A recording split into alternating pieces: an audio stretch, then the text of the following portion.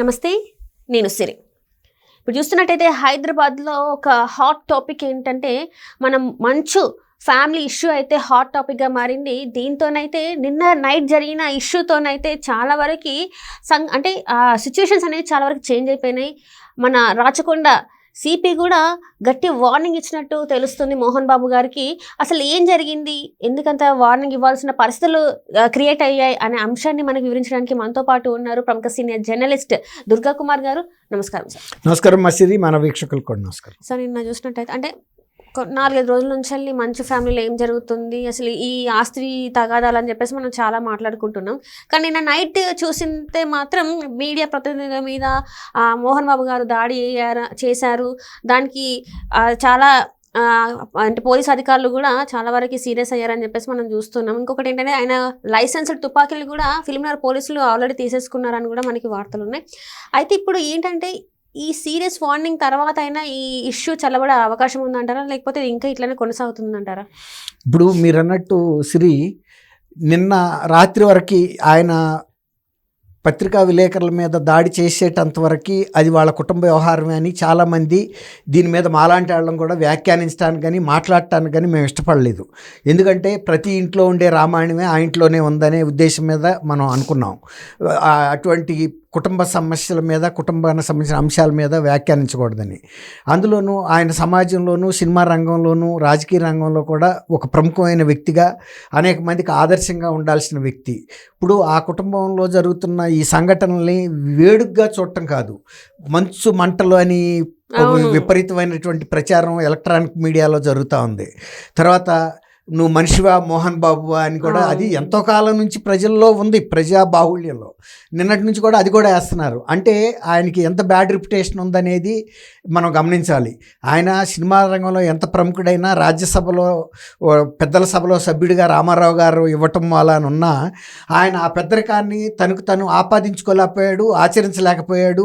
ప్రజల ముందు ఒక అబాస్పాలైన కుటుంబంగా నిలబడింది.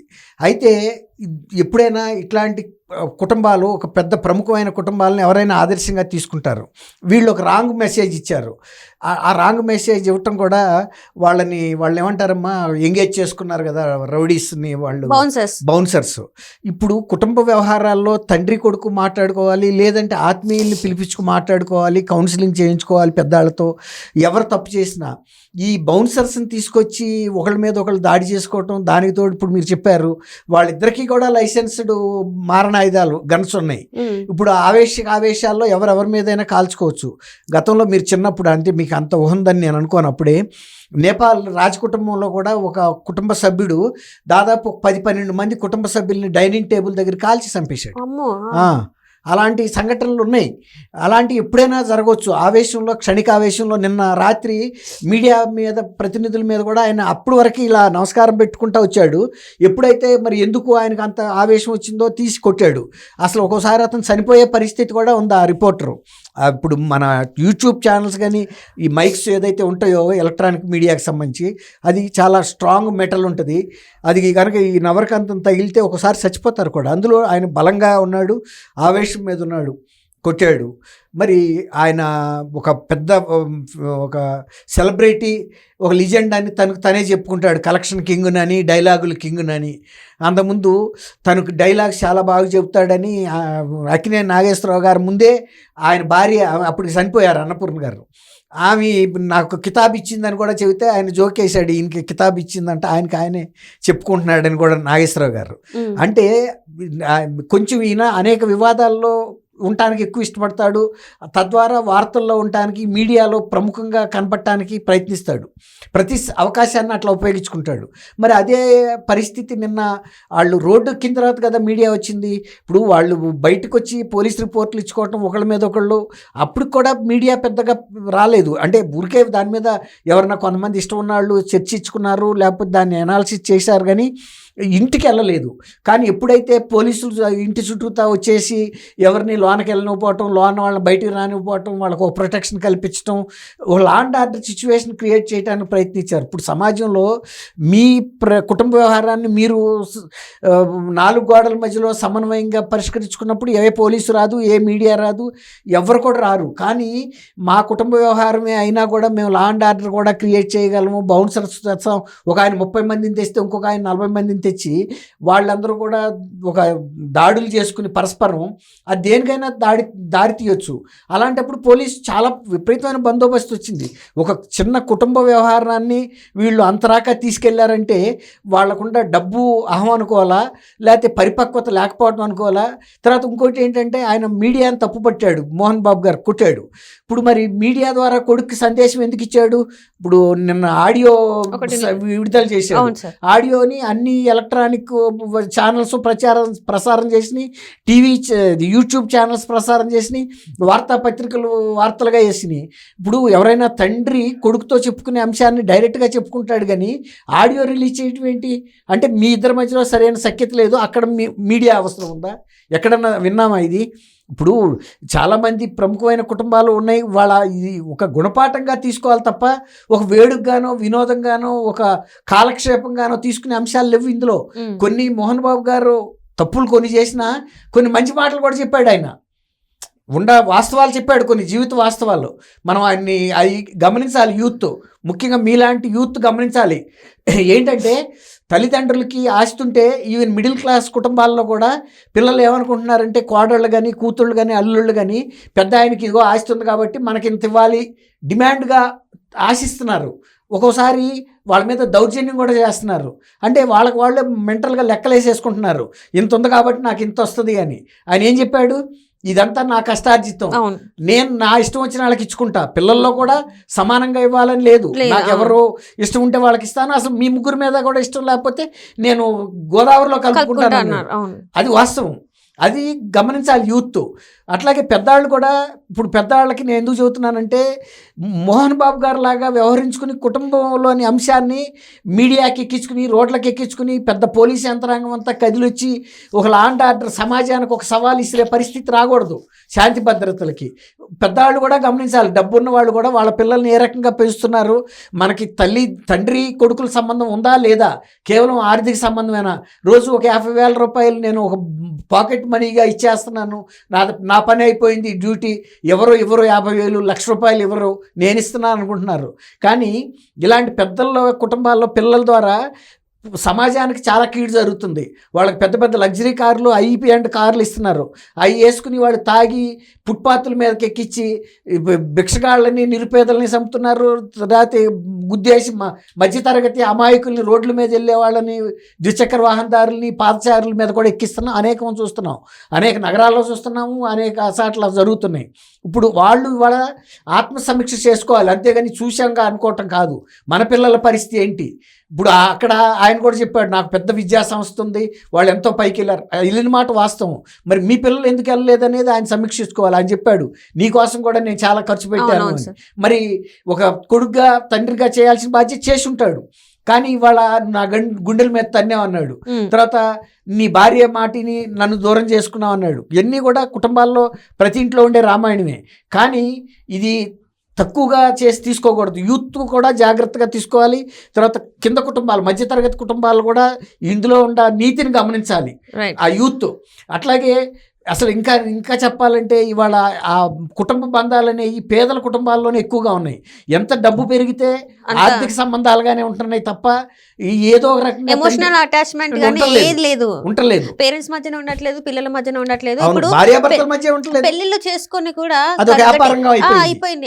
ఎక్కడెక్కడ అంటే డెస్టినేషన్ వెడ్డింగ్ అని చెప్పేసి బయట ఎక్కడో చేసుకుంటున్నారు, కోట్లు ఖర్చు పెట్టి చేసుకుంటున్నారు. 24 గంటలు కలిసి ఉంటారు, 24 గంటలు కలిసి డైవర్స్ అయిపోతుంది. ఇట్లా పెద్దవాళ్ళ లిస్టులు ఇంకా బయటకు వస్తాయి కూడా. ఇప్పుడు నేనేం చెబుతున్నానంటే, ఇప్పుడు నేను కూడా ఒక 66 ఏళ్ళుగా ఏజ్గా, తర్వాత 45 ఏళ్ళు జర్నలిజంలో ఉన్నాం కాబట్టి అనేక కుటుంబాలను నేను కూడా దగ్గరగా చూశాను. పెద్దవి చూసా, చిన్నవి చూసా. రిక్షా పుల్లర్స్ కుటుంబాలతో కూడా నాకు సన్నిహిత సంబంధాలు ఉన్నాయి. ఇవాళ వాళ్ళే ఆ చక్కటి సంబంధాలు నేర్పుతున్నారు. డబ్బులు పెరుగుతున్న కొద్దీ పిల్లల మీద తల్లిదండ్రులకు శ్రద్ధ ఉండలేదు. తల్లిదండ్రులు కష్టపడి సంపాదించినా కూడా ఇది ఏముందలే ఏదో వచ్చేసిన ఈజీ మనీ, పెద్ద పెద్ద ప్యాలెస్లు. తర్వాత ఇవాళ ఆయన ఇంకో మాట చెప్పాడు, కేవలం ఇది ఆత్మగౌరవం కోసం చేస్తున్నా అని. మంచి మనోజ్ ఏమన్నాడంటే ఆత్మగౌరవం డబ్బు కోసం కాదు, ఆస్తి కోసం మంచిదే, కాదు. కానీ ఆత్మగౌరవం కోసం అయితే నువ్వు ఆ ఇంట్లో ఉండాల్సిన అవసరం లేదు. నువ్వు ఒక ఈ సినిమా హీరోవి, నువ్వు సంపాదించుకునే స్థితి నీకుంది. అది కూడా బ్రహ్మాండంగా ప్రస్తావించారు ఎవరంటే, నువ్వు సంపాదించుకున్న ఆస్తులు నీకు ఉంటాయి. నువ్వు ఫస్ట్ ఉంటాను వచ్చినావు, తర్వాత కొట్టావు, మళ్ళీ వెళ్ళావు, మళ్ళీ తప్పు చేయనన్నావు, మళ్ళీ వచ్చి ఉండి మళ్ళీ అదే చేస్తున్నావు, ఏంటిది ఇది కరెక్ట్ కదా మోహన్ బాబు అన్న. అవును, ఇంకోటి ఏ తండ్రి అయినా అడుగుతాడు. ఇప్పుడు మోహన్ బాబు వైపే తప్పు ఉంది అంటానికి వీల్లేదు. మోహన్ బాబు మాట్లాడే తర్వాత షూటింగ్ లో కొట్టానని అంటున్నారు, కొట్టాను అన్నాడు. ఇప్పుడు ఆయన అట్లాంటి పనులు చేసినప్పుడు కొడుకులు ఎందుకు చేయరు? తర్వాత అనేక ఇళ్ల పంచాయతీలు, అట్లాంటి చిల్లర పంచాయతీల్లో కూడా మోహన్ బాబు గారు ఉండేవాడు. ఒక పద్మశ్రీ అవార్డు గ్రహీత ఆయన, తర్వాత ఒక రాజ్యసభ మెంబర్వి, తర్వాత ఒక ప్రముఖ విద్యా సంస్థకి అధిపతివి నువ్వు, తర్వాత 3 పిల్లల తండ్రివి, నువ్వు ఒక పెద్ద నిర్మాణ సంస్థ ఉంది, నీ కొడుకు ఇవాళ మాకి అధ్యక్షుడిగా ఉన్నాడు. ఇన్నుండి కూడా ఆయన చేసిన కనుక సత్ప్రవర్తన ఉంటే కొడుకులకు వచ్చేది. నువ్వు చేసిందే. ఇప్పుడు ఆవు చేలో మేస్తే దూడను గట్టిన ఎందుకు మేస్తుంది? అట్లాగే చేశారు. కాబట్టి ఇప్పుడు దీన్ని బట్టి నేనేం చెబుతానంటే, అన్ని వర్గాల ప్రజలకి ఇందులో తీసుకోవాల్సిన గుణపాఠాలు ఉన్నాయి. అన్ని ఏజ్ వాళ్ళకి ఉన్నాయి, అన్ని వర్గాల వాళ్ళకి ఉన్నాయి. ఇది గుణపాఠంగా తీసుకోండి. ఇట్లాంటి చరిత్ర ఇంకెక్కడ కూడా పునరావృతం కాకుండా చూసుకోవాలి. ఇప్పుడు పోలీసు అధికారులు కూడా వీళ్ళు కుటుంబ వ్యవహారాన్ని తీసుకొచ్చి law and order situation create చేస్తే సిపి గారు, కమిషనర్ ఆఫ్ పోలీస్ ఎందుకు వార్నింగ్ ఇవ్వడం? మీరు అద్దుల్లో ఉండండి, మీ కుటుంబంలో మీరు పరిష్కరించుకోండి, మీరు కిరాయి గుండాలను తీసుకొచ్చి లా అండ్ ఆర్డర్ క్రియేట్ చేయటం ఇవన్నీ సమాజానికి మంచిది కాదు. లా అండ్ ఆర్డర్గా కూడా ఇది మాకు కన్సర్న్ కాబట్టే ఆయన వాళ్ళ ఇద్దరికి ఇచ్చాడు వార్నింగ్. తర్వాత ఇవాళ అతను మనోజ్ ప్రెస్ కాన్ఫరెన్స్ పెడతానికి ప్రయత్నిస్తే కూడా మీరు ఏదైనా ఉంటే సమాజానికి సంబంధించిన అంశాలు కాదవి, వాళ్ళ కుటుంబానికి సంబంధించిన అంశాలు, కాబట్టి మీరు మాట్లాడుకోండి. ఇంకా ఏదైనా ఉంటే మాకు రిటర్న్గా ఇవ్వండి, అంతేగాని ప్రతిదీ బజార్కి ఎక్కి చెప్పుకోవాల్సిన అవసరం లేదు కదా అనే ఉద్దేశం మీద చెప్పాడు. దీని మూలాన ఏమవుతుందంటే 2 పక్షాలు కూడా రెచ్చిపోతున్నాయి.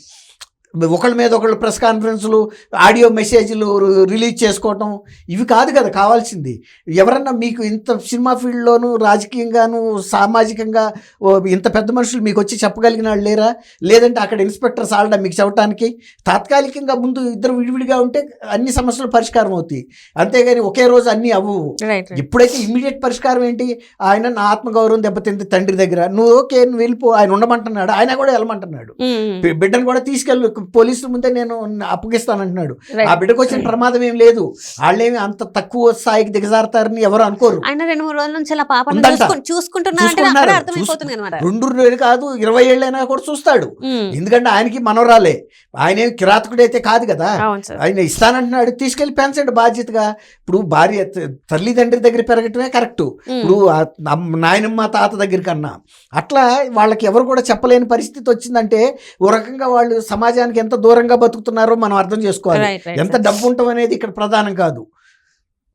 తర్వాత దీని రిఫ్లెక్షన్ ఆ ఇన్స్టిట్యూట్ మీద కూడా పడుతుంది. అది చాలా ప్రముఖమైన విద్యా సంస్థ, Sri Vidyanikethan university, deemed university, ప్రతిష్టాత్మకమైన యూనివర్సిటీ. ఇప్పుడు నీ కుటుంబాన్ని నువ్వు సరిగ్గా నిర్వర్తించలేకపోతున్నావు అంటే ఇన్ని వేల మందిని ఉన్న విద్యా సంస్థని సక్రమంగా నిర్వహిస్తావనే ధైర్యం ఎవరికి ఉంటుంది? తర్వాత స్టాఫ్ కూడా నమ్మకం సడలిపోద్ది, ఈ సంస్థ ఉంటుందా ఉండదా అని ఆళ్ళదావులు వాళ్ళు ఎత్తుక్కుంటారు, సిబ్బంది కూడా. కాబట్టి ఇప్పుడు ఇద్దరు కూడా, ఇప్పుడు ఆయన ఆలోచించుకోవాలి మనోజ్, తర్వాత మోహన్ బాబు గారు ఇంకెక్కువ ఆలోచించుకోవాలి. ఎందుకంటే తను కష్టపడి మరి ఇంత ఎంపైర్ నువ్వు సృష్టించిన తర్వాత ఈ చిన్న అంశం మీద ఇరిటేట్ అయిపోయి నువ్వు సమాజంలో ఇవాళ జర్నలిస్టులు కూడా గట్టిగా పట్టుకోవాలి. ఎందుకంటే ఒక ప్రముఖమైన వ్యక్తి, ఒక జర్నలిస్ట్, ఆఫ్టర్ ఆల్ అతను ఒక మిడిల్ క్లాస్ ఫ్యామిలీ, ఉద్యోగం కోసం వచ్చాడు. ఇంకా ఆయన కూడా ఒక మాట చెప్పాడు, మనోజ్ బ్రతకడానికి వచ్చిన నా సిబ్బంది మీద దాడి చేస్తున్నాడని. అతను కూడా బ్రతకడానికి వచ్చిన వ్యక్తే కదా. ఆయన ఏమన్నా టీవీని ఆయన అధిపతి నీ దగ్గరికి వచ్చిన ఆయన? అతను ఒక ఉద్యోగి. అతని మీద నువ్వు దవడ 3 ముక్కలు అయ్యేటట్టు కొట్టావంటే అతను చనిపోతే ఆయన కుటుంబం పరిస్థితి ఏంటి? కాబట్టి జర్నలిస్టులు కూడా గట్టిగా చర్య తీసుకోమని కోరాలి. అది ఆ సెక్షన్ ప్రకారం ఒక హత్యా ప్రయత్నం కింద ఎంత శిక్ష పడుతుందో పడితే కనుక ఇతరులకు కూడా ఇది గుణపాఠం వెళ్తుంది. తర్వాత మోహన్ బాబు గారు లాంటి వ్యక్తికి కూడా తెలుస్తుంది, ఇన్ని రోజుల నుంచి షూటింగ్లో మహిళా నటీని మండల మీద కూడా ఆయన దౌర్జన్యం చేసిన సంగతి ఒప్పుకున్నాడు. కొన్ని మంచి కూడా చెప్పాడు అక్కడ, ఈ చెడులో కూడా మంచి. ఇందులో ఉన్న గుణపాఠాలు మాత్రం ఎవరైనా కూడా తెలుసుకోవాలనేది నా విజ్ఞప్తి. Right sir, right. Thank you. Thank you Siri మన వీక్షకులు.